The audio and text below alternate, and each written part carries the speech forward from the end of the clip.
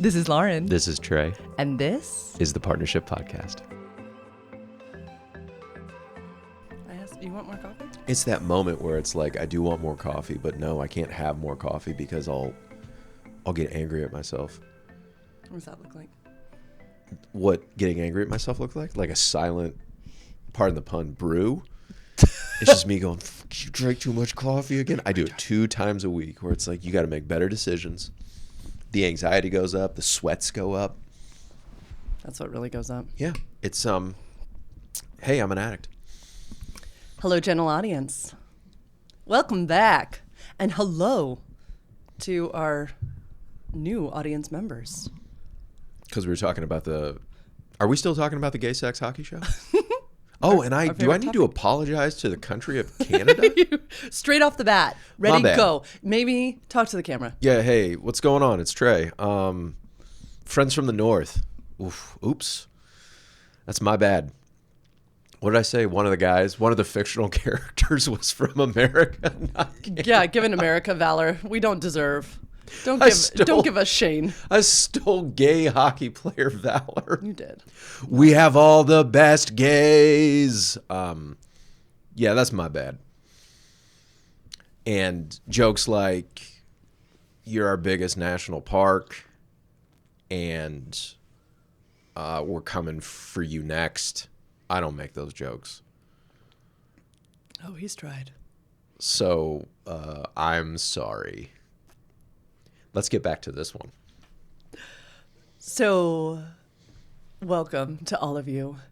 Today, I'd really love to chat about, not only that, all the things we got wrong on our last podcast, but also kind of just weave this into who we are and what we usually podcast about, because I don't really intend for this to become. This is a hockey podcast now. This is now a hockey podcast. Yeah.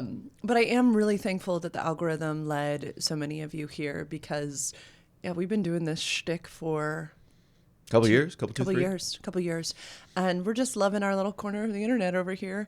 And never have we ever had so many comments, and it's just hilarious that the comments are mostly about hockey, wonderful romance novels, and all the things I got wrong.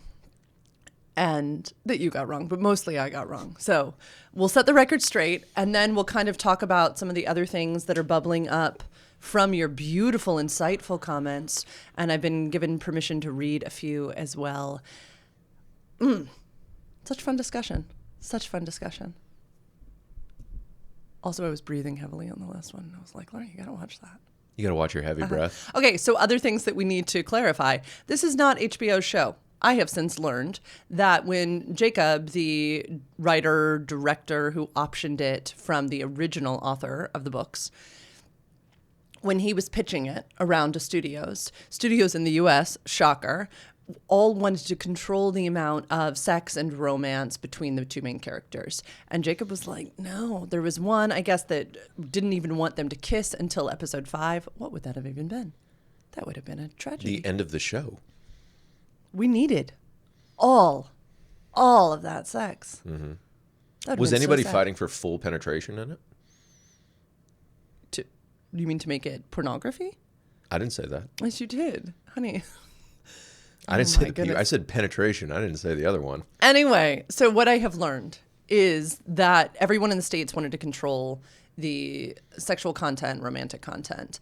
Jacob was like, nope. So ended up going to Canada to shoot, and Crave is the one who picked it up to produce, and that it was actually low budget. We sat here and were like, this must have been so big budget. This looked so beautiful.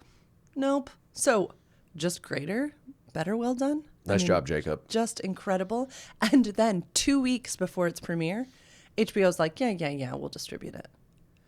So HBO's just a distributor, which I do think it is reaching a greater mass of the population because of HBO. Yeah. Anyway. Okay. So apologies.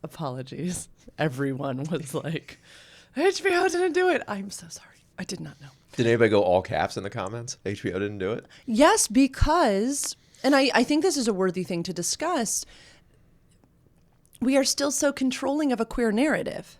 Mm-hmm.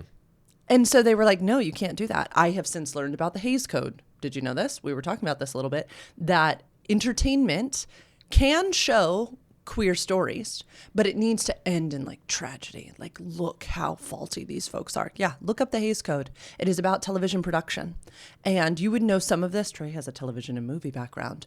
About, how we can show how the characters who are defiled, their stories need to end. So the fact that they ride off into the sunset, you know how they literally ride off into the sunset in the show? Like, it ends with them driving off into the sunset. Correct. That is purposeful. And it's one of the few times it has ever been allowed on television because it wasn't produced here. Oh, wait a minute. So it's like in the past, it's been cautionary tales of if you're gay or queer. Yes, think of better learn from your learn a lesson. What the seriously?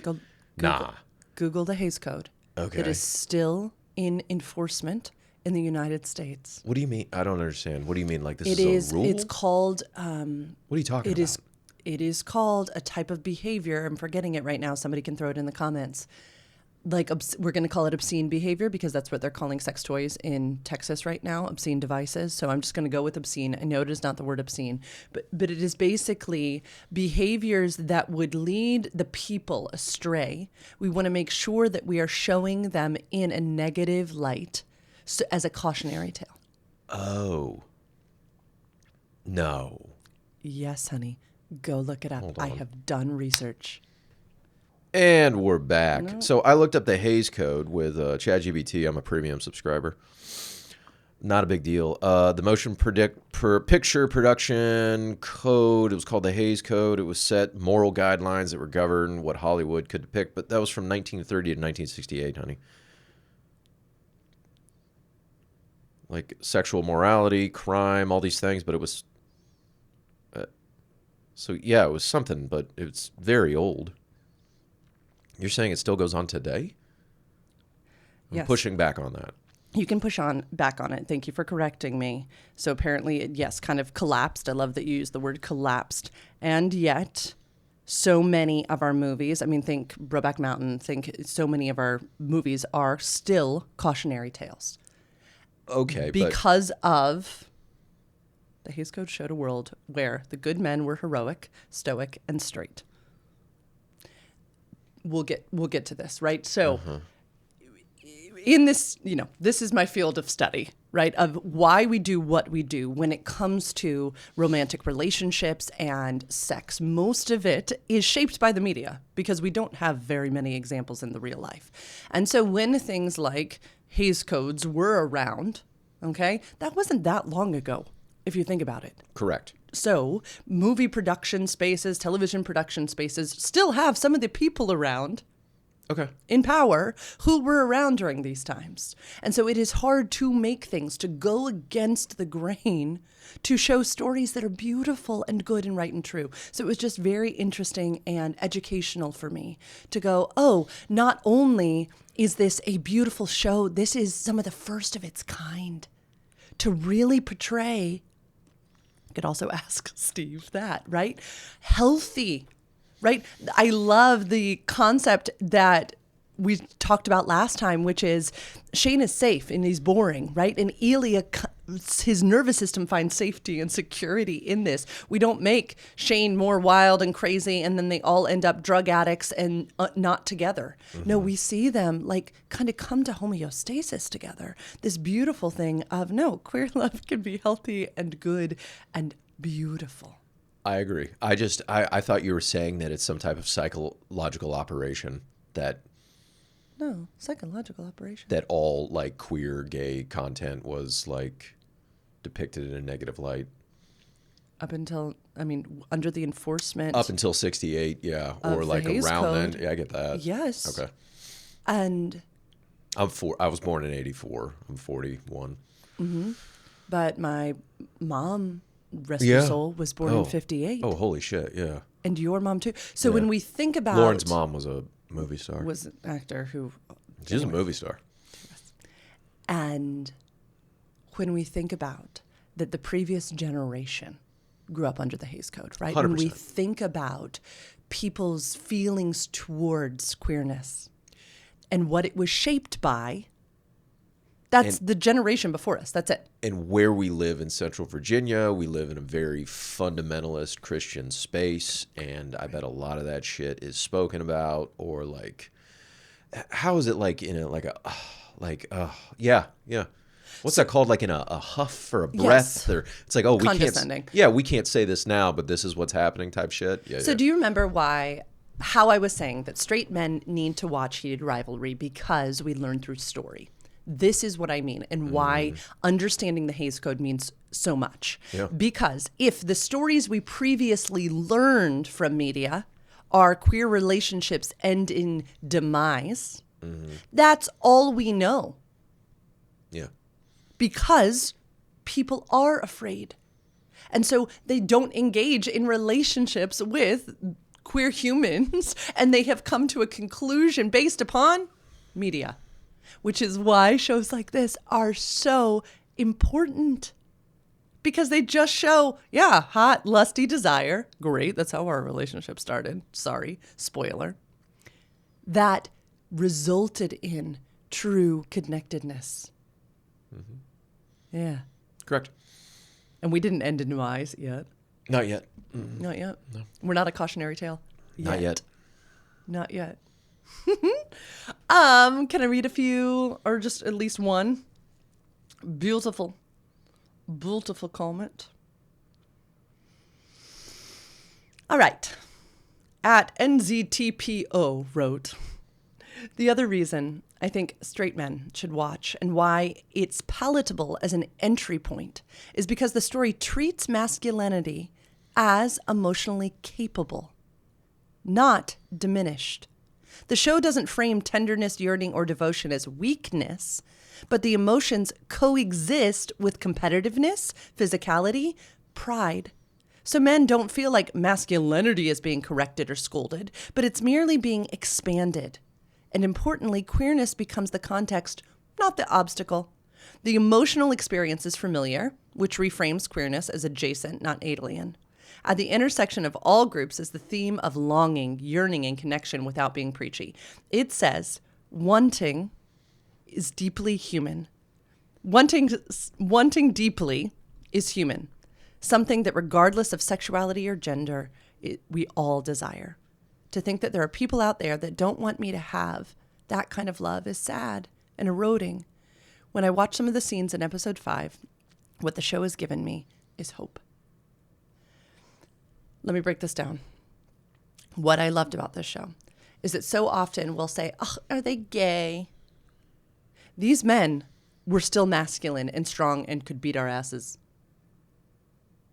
And I think so often homophobia, especially by men in straight bodies in this area, okay, is connected to an idea of weakness, to an idea of frailness, to an idea of the feminine, which is, I think, why it's also misogyny. And what this commenter on YouTube is beautifully reminding us is that the show is such a good entry point in learning the stories of queer men, because these men are still strong.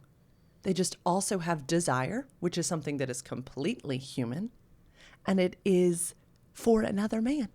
And that's it. That's it. What are your thoughts on, how gayness is depicted in this film versus how gayness is depicted, I don't know, across our country?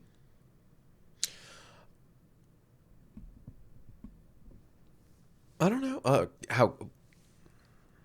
Do you understand what I'm saying? Is that usually, this is hard to explain to Trey because, throwback to a couple episodes ago, Trey grew up around wonderfully diverse populations of people.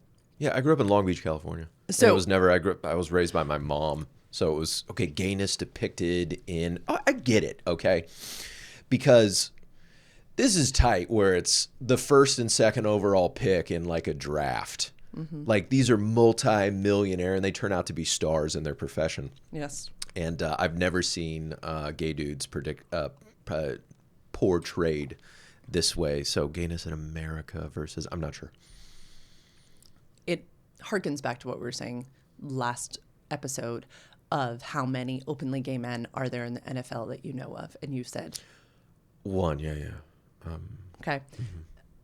I don't know of any movies or television shows about, gay men in the NFL.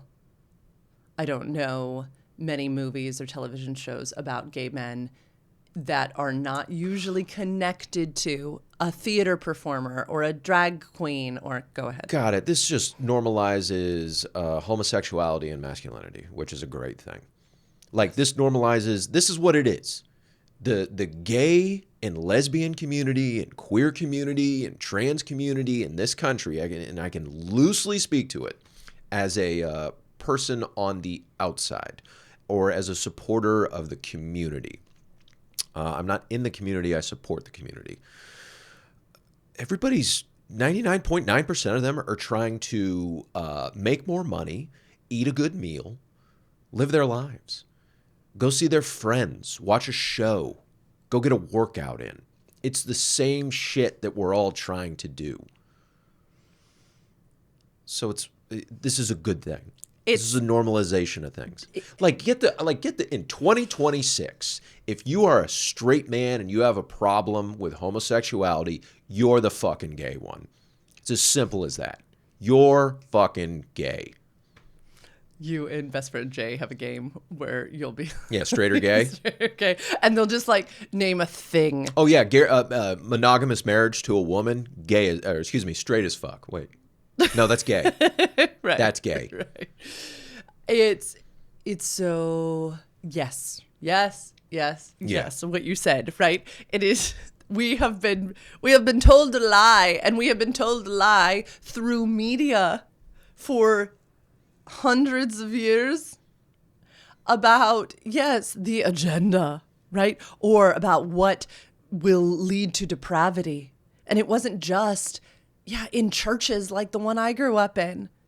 It was through the film and television we were consuming, right? It was a part of the HIV, like all of the propaganda we spread. I mean, it's everywhere. And so my only point is, stories like Heated Rivalry are so good for us all because yes, longing is a part of it. Yes, want is a part of it. Yes, sex is a part of it. But you know what also is? Unstable family dynamics. Countries that don't support who we are in our orientation. Yeah, and the country thing is really neat because that's a microcosm of communities as well. Yes. Where it's like certain communities are very supporting or it's normalized and then certain communities it's not. Like it's becoming more and more normalized here in LA. Nobody gives it. If you're to treat somebody, you're the ostracized one. If you're to treat somebody differently based on their sexuality in Los Angeles, California, or New York City, it's like, get the fuck out of here. Yes. And the whole traditional values thing, I don't know what does that even mean anymore? Because I won't generalize, but like some of those families are miserable. Yes. And the traditional, where the man is the head of the household, what they never talk about is like, what if that man's not qualified? Or what if the woman would be a better breadwinner? What if the roles were reversed? Or what if the leader was the woman because she had a better compass? And then there's wisdom getting out of the way. You want to make a good movie, you hire good actors, and then you kind of get the fuck out of their way. I could coach an NHL team. I'd throw the hockey puck out there and say, hey, fellas, practice is at 5. I would stay the fuck out of their way. Of course I have a ceiling. How much I could affect something, but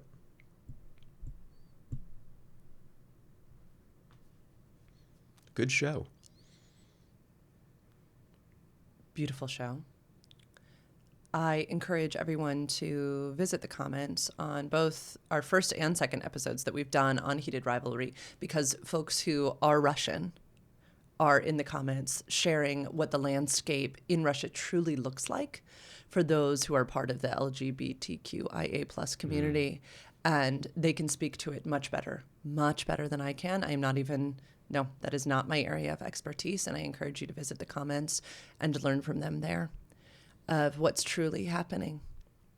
And yeah, I, again, am thankful for shows like this because you're right. It is maybe in LA, it's a free and open choice and you would be ostracized because you're not inclusive. Great. But that is not happening everywhere in the world. Mm-hmm. And shows like this, representation, matter so much.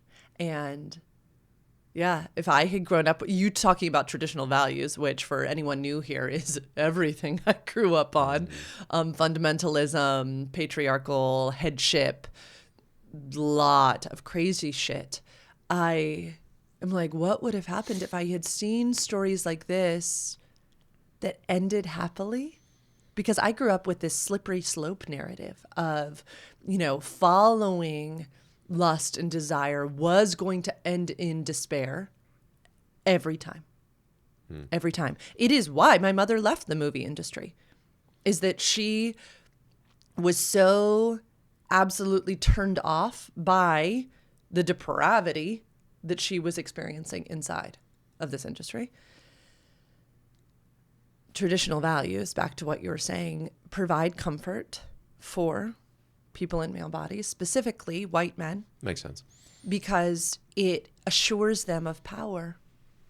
And unchecked tradition is one of the most dangerous things in the world. When we are upholding tradition for the sake of tradition without considering whose voices and whose bodies have been oppressed, we are operating in scary territory. And that's exactly what I grew up in. Was, oh no, we do this because it is part of our church's doctrine. But never did I research or learn about the Council of Nicaea when I would recite the Nicene Creed weekly in my church of origin. What's Nicaea? What's that? The Council of Nicaea is where these church fathers decided what was and was not going to go into the Christian Bible that we now hold in our hands today. Okay. So they chose not to do things like put Mary Magdalene's writings in the Bible. Chose not to put Thomas's writings in the Bible because it didn't align with the message that they were trying to get across. When I learned that the scrolls of Mary Magdalene had been found in as many places as the scrolls of Matthew, Mark, Luke, and John, I was like, wait, what? When I was given that information, I was able to come to different conclusions. But inside of tradition, I was kept from that type of information, which I learned in sexuality school, that the willful withholding of any information that a human being could use to make an informed decision about themselves is unethical. Period. Makes sense. And yet I was always taught that no, like that would just, no, you don't need to know that. Right? Oh, there are some things that just won't have answers this side of heaven. No, some of those things are just the mystery of the gospel. Some of these things you just need to express faith on. Not, oh yeah, let's go research that. Dangerous. And for the reason I think this is really important, and you tied into the traditional values, so many of the things that our country loves to hearken back to is it's like a Christian nation and all of these types of like phrases, which is just harmful because so many of these Christian principles come from, again, Council of Nicaea. Just fascinating. And all of these church fathers, they loved them some Plato. And Plato was huge on this idea of dualism, that the mind and the body are at war with each other. So we must be at war with the body. So things like lust, dangerous. Things like desire, dangerous. So it's just interesting. I love tracing things back to its origin and saying, we got to question that. Okay, other things that people wanted me to make sure you were aware of, even though I never thought I'd be a spokesperson for Heated Rivalry, is that the show has been picked up for 2 more seasons. Jacob, the one who optioned the books to begin with, is the one writing, I guess, the following seasons. And I can't wait. And I hope we get to watch these characters work through relational obstacles. And I hope we get to see them like succeed and soar and thrive. I'd like to see some hockey fights too. Ooh. Yep. Hockey fights they're like encouraged, right? What? It's part of the game. Right. I don't know if they're encouraged, but it's certainly part of the game. So a little bit, yeah, a couple more hockey fights. Thank you. Thank you, Uncle Jacob. It's fun because my coach at the gym, I don't know if you know this, I almost mentioned this to him last night. He has played hockey his entire life. He's from Minnesota. Yeah. But I've never really understood anything about hockey or wanted to ask him hockey questions. And I almost did last night at the gym while we were swinging kettlebells because I had so many questions about hockey. I was like, oh, I have a resident hockey player. I should bring him on. I should interview him. Like, KC, is this real? Do they do this in hockey? Because I don't know. Loving it. Loving everything on social media that I am learning. Loving all of the content people are making. Do I want to get t-shirts, Hollander and Romanov t-shirts for Trey and I? Yes. Have we considered being these characters for Halloween? That'd be funny. Also, yes. Mm-hmm. Yeah. It's been fantastic. It's been really fantastic. And I'm here for it. And welcome. Welcome to all of you who have also joined us because of it. You know what I was just thinking is it'll be a fun day when characters in a show hire a sex and relationship coach like me, and that's a part of the storyline. Yeah, it's becoming more and more normalized. Intimacy coordinators, mm-hmm. relationship coaches, yeah. No. I mean, like when we see, I was just thinking of the relational obstacles that many characters experience on shows, but we usually have to see them struggle through on their own. And I think speaking of how media influences the things we do and do not do, I long for a day when more characters are working with somebody like me without shame or stigma, and that we see their relationship enhance and grow and become because of the help they're getting. So many folks are embarrassed to seek out help like mine because they are so connected to this narrative that means they're broken, that you are our last hope. I'm like, why? We work with our incredible coaches because they are more knowledgeable and they help us. They don't think we're destined for demise. They're like, oh, this is an obstacle. Here's some tools to overcome it. And I was just thinking how fun that would be if, you saw a couple have their weekly or bi-weekly meeting with their therapist or coach, or that would just be cool. And you didn't think, oh God, yeah, good for them because they're falling apart. Anyway, okay, we can transition. Anything else you wanted to talk about today, baby? How has your week been? It's been great. It's been great. Yeah. You're such a helpful podcast partner. It's been fabulous. Thanks for your content. Thank you for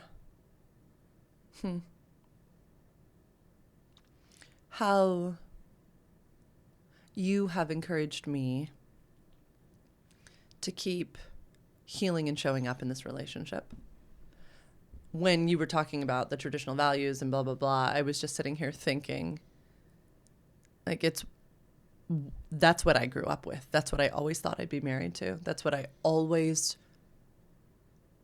believed I was supposed to be a part of. And I was listening to one of my David Schnarch books this morning while getting ready, and he was talking about, and we've said this so many times, that true partnership involves choice. And thank you for not being threatened by my growth and becoming and my breadwinner status, and for always being like my champion in that.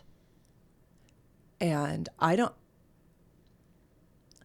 think I had even comprehended when we chose partnership how much every iteration of our relationship would continue to challenge those traditional values that I was raised on.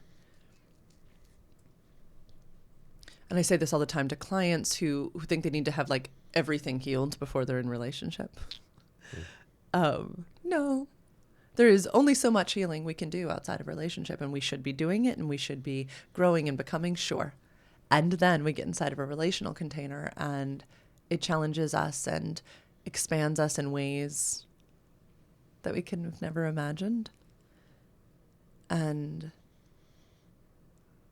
so many of those hang-ups, were inside of me still.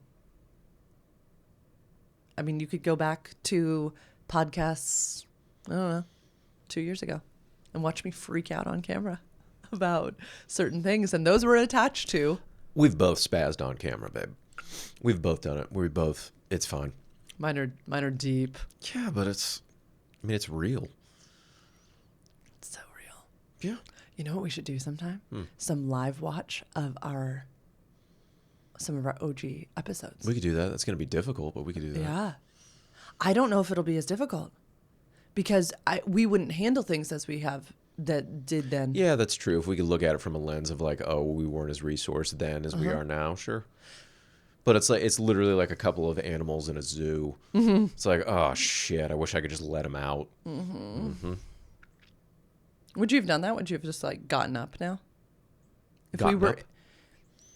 If we were in one of those, like stormed out in a huff? Stormed out. I'm not staying here. No, I don't think I would have stormed out in a huff. It's not really my style. And it's also detrimental to a relationship to storm out in a huff. But we do know that as a projector, human design projector, you do need movement, and feelings of stuckness are not great. Oh, yeah, that's true. I figured that out in my like late 30s, where I've had a lot of car trauma. I've been screamed at in a car by my mother a bunch. And then why do I get all, I can't work things out like stagnant. I need to be outside and moving, and it's so much better for me. So much. And it's like the freedom of choice where I could run away if I want to. I think it's just like moving. It's completing stress response cycles as you're walking and moving, which I think is phenomenal. Why do they teach people that? Get up and walk around if you're trying to deal with your shitty problems. Right? Go on a walk. Be side by side. Mm-hmm. And it would even probably work to go on a walk, sit down like on a bench, have a little eye contact movement, and then go on. Mm-hmm. Yeah. Have a cigarette, have a croissant. Mm-hmm. Mm. That's how all disagreements should be worked out. We're French. We get to go to France together very soon. Yeah. I think so much of it, shocker, goes back to our parents. Think how many parents have said, will you sit down and look me in the eyes? Like, look at me when I'm talking to you. Yeah. Mm-hmm. So much of it is our narratives around what respect is. There we go again. Right? This is why, heated rivalry again, I think it's so important to have things like how Shane's parents handle the coming out, because it's beautiful. And there's no yelling, and there's no, what an act of disrespect to me, or anything like that. It's just, wow, I am so sorry.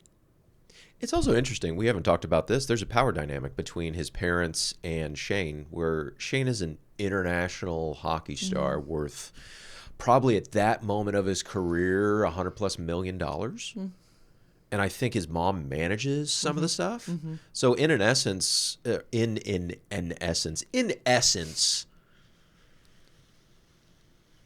Asana, Shane's parents, and they don't touch on this, but kind of work for him. Yeah. There's not that type of contrast where Ilya clearly supports his family monetarily, and he fucking hates it because all they do is take. Will of consent.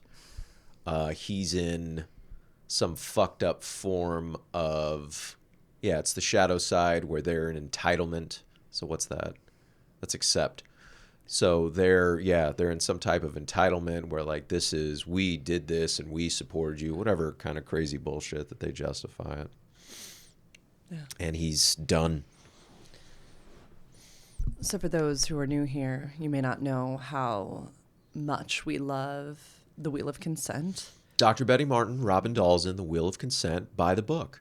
Go buy The Art of Receiving and Giving. Turn the podcast off. Buy the book. The framework has Don't be gay about it.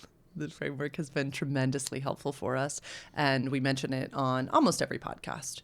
And this idea is that at any point in human relationship, or I would argue with nature and other things as well, someone is always giving a gift and someone is receiving a gift, and someone is doing and someone is being done to. And yet, because we are faulty human beings, oftentimes people are being pushed outside of consent. And consent is such a theme on this show that we haven't even really dove into. We haven't dived into. And it is interesting to see how he has been pushed outside of service. He has been asked to be his family's savior. He is, in essence, also, in a form of, yes, you must consistently serve us, and they are in entitlement. Yes. And what can also happen there is what I like to tell my clients is once we've been pushed outside of consent, then we start to just stay in those shadows. And so we start to become a person who takes because other people take from us. And so we develop these adaptive behaviors because we do have needs and wants, and yet we don't know how to get them taken care of. And so to watch, again, Ilya's character journey throughout this show, and to watch Shane help him heal, because Shane does not behave in that way because of his healthier family dynamics, because of his groundedness, and because of the things that we watch him do over the years to stay inside of himself, to stay self-defined, and just kind of holds fast. So it's almost like you watch Ilya re-enter a consent space, and it's phenomenal. It's really phenomenal. And yeah. And there are many family dynamics out there where it is assumed that the younger generation is going to care for and provide for the older generations, or it is assumed that if you come into wealth in whatever way, you're going to take care of the family. Mm-hmm. And that really leans into Firestone's book that I'm reading, Fantasy Bond, and how there are so many narratives out there about family as blood and what you do for family. And that so often our fantasies that we have created about what we must do for family are so toxic and so scary. And that it leads us into toxic other relationships. Again, void of choice. Yeah, the most toxic relationship I've ever had in my life is with my mother. And then eventually we didn't talk for years and years and years. And it didn't eat away at me. It was a relief. It was interesting. There was some opportunities to mend, and we tried that, and then it just didn't work out. It's like best of luck or two-way street. Our parents were psychos. They were raised by, World War II survivors and Depression survivors? Our boomer parents. God bless. Fuck me.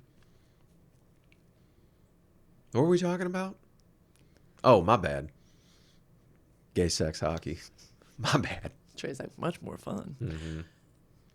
I think it's an interesting concept. And I also was listening to this morning that when we grow up with parents like you grew up with, when our parents required so much of us and needed us to do things and we had no choice, then we will find ourselves inside of spaces and relationships and dynamics in an older body where we don't ever want to recreate that dynamic.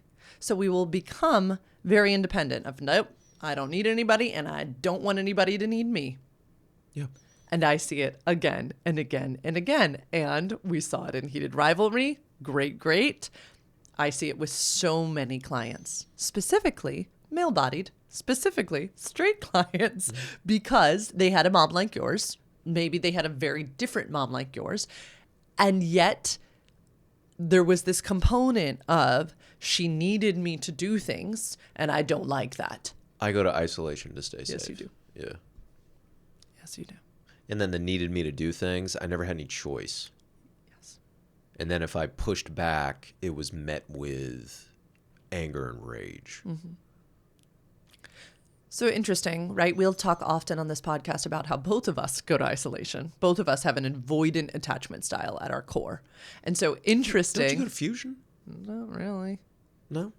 Think about like, I'm like, I'll just do it all myself. I start over functioning. I start like being like, I've got this all on my own.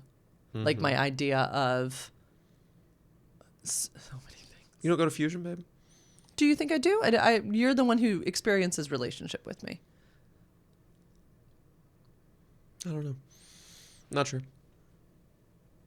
You'd know better than I would. You go to isolation? I think so. Okay. But for instance, remember our last hard conversation at the bar where I was like, if I want to write my book, I think you should divorce me. That would be going to isolation. Remember, I was like, I won't be able to provide enough for you. So therefore, we should end our relationship. And then I was like, how about we just carve out some time for you on Sundays?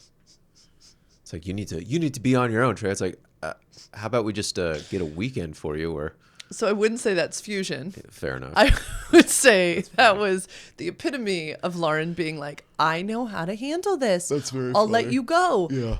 But you know what this is? This is the same concept of the needing to be neat. It freaks me out sometimes because families of origin. So what I was going to say that I think is really neat and an example to anyone watching or listening of how we are subconsciously drawn to certain people is that I think you could sense my crazy independence and my capacity to take care of myself when you met me. True. Which some of these things were unhealthy. Okay. But I do think that your nervous system was like, oh, she'll be okay. Right. Like this would be a safer person to try out partnership with. Again, subconsciously. I don't think either of us had the wherewithal to understand this. I would say you didn't need me.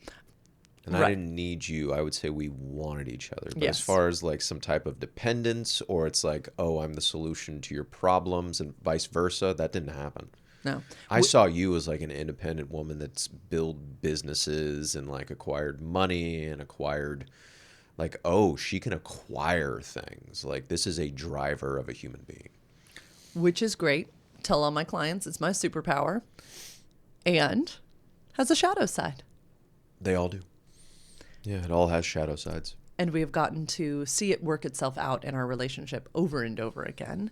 And it's something my coaches are consistently saying about, why don't you just ask for help from that sexy husband of yours? It's hard to ask for help. It's so hard, especially when we grew up with no choice, okay, in our families of origin, such as Ilya.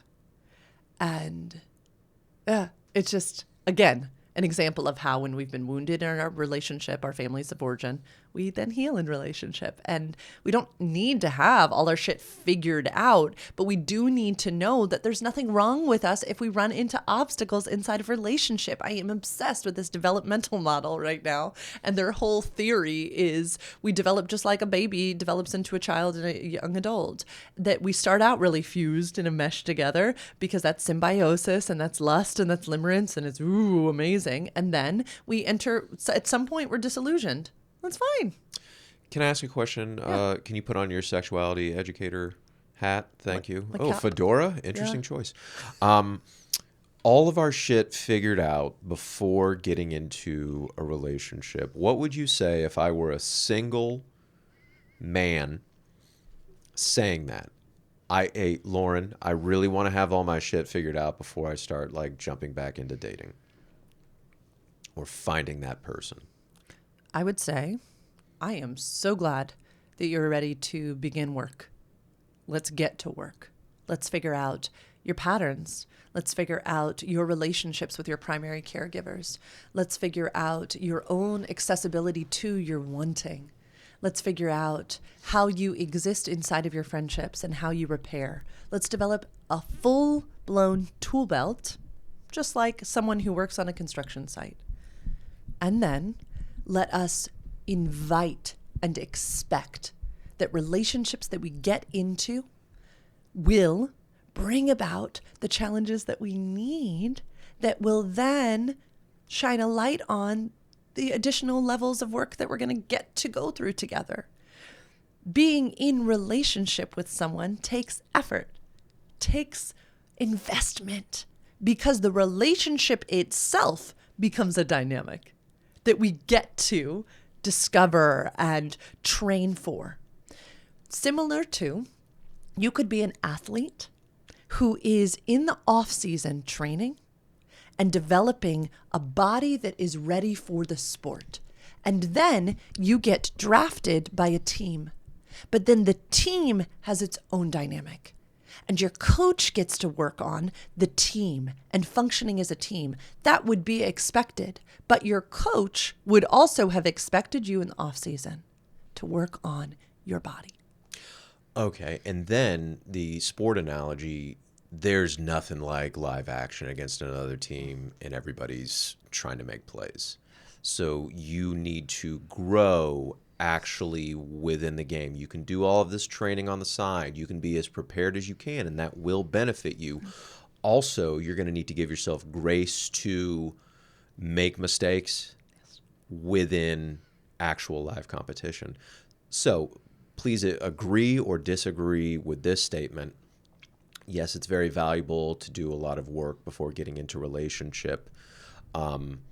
Saying that like, hey, I'm going to fix everything before getting into relationship is a pipe dream. And what you need to do is have the mindset of, hey, I'm doing all this, and now it's time for me to start seeing people, and then the work never stops, or the work continues in relationship. We could ask Scott Hunter. Mm-hmm. There is actor in Heated Rivalry. Gay sex rivalry. Scott Hunter, does the work ever stop? Travis Kelce, does the work ever stop? No, It cannot. And there does exist inside of a seasoned player or inside of a seasoned partner an air of wisdom, an embrace of the work itself, kind of a giddy excitement. The game, the on-the-job learning becomes delicious and wonderful and something people love. It's interesting, I think, if you would talk to a rookie athlete or a, athlete who is close to retirement, they would have such different perspectives on the sport, most likely. Most likely they'd both love it, right? But that rookie brings this beautiful optimism, scrappiness to the game, right? They haven't been, worn down yet, right? Their love of the game is real raw and beautiful. And, the athlete who's in their final year before retirement brings this groundedness, the wisdom on the ice or on the field. You need both. You really do. And it's so fun for me as a sex and relationship coach to sit with folks at the beginning of relationship and with folks 15, 20 years in relationship. I have all of those clients, and I have clients who, yes, are prepping to be ready for relationship. They really understand they had a fucked up relationship with their parents and their caregivers, or they came out of a really unhealthy relationship and they're like, I bet I have something to learn there. Yeah. There's my work. There's your work. There's our work. We say that all the time, or you say that all the time. All the time. Yeah. You can take my phrases, which really is an Adrienne Marie Brown phrase. I was gonna ask. Yeah. Unless you're Adrienne Marie Brown, you stole my phrase. Yeah. Such a great analogy that it's on the ice, it's on the field. You can only do so much prep for that. Your sports that you love, right? Like huge bodies are coming at you. You could run into that thing as much as, what is that wheelie thing that you practice football with? Where like they're running, it's like a body you smash into, but it's not a body. It's called a sled. You could run into as many sleds as you wanted. It's going to be different than when the whistle blows and you're in an arena with, 20,000 people. 100%. And that's very similar to relationship. And we would never say to an athlete, well, have fun out there. Like, no, they have coaches, they have trainers, they have rehab. They have so many things. And I think relationships deserve the same. And can be so beautiful and so fun. I like relationship with you. We've been saying recently, what are we, like 6 years in? 7? 6 or 7? Somewhere in there. 2019 is when we met and fell in love. It just keeps getting better. It's the best. Yeah. It's wild. Mm-hmm. I think especially unpacking, wanting and the rawness of wanting and the vulnerability of wanting, learning how to ask for help.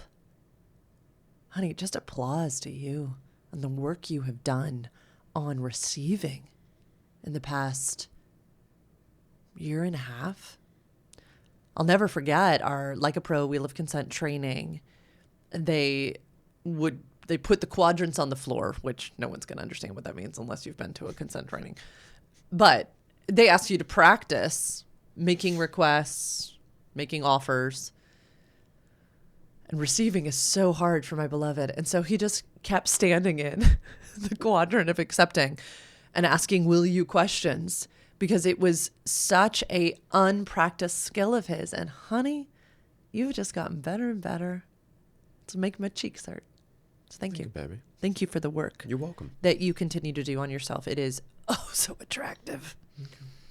So attractive. Will you wrap this podcast up? Yes or no?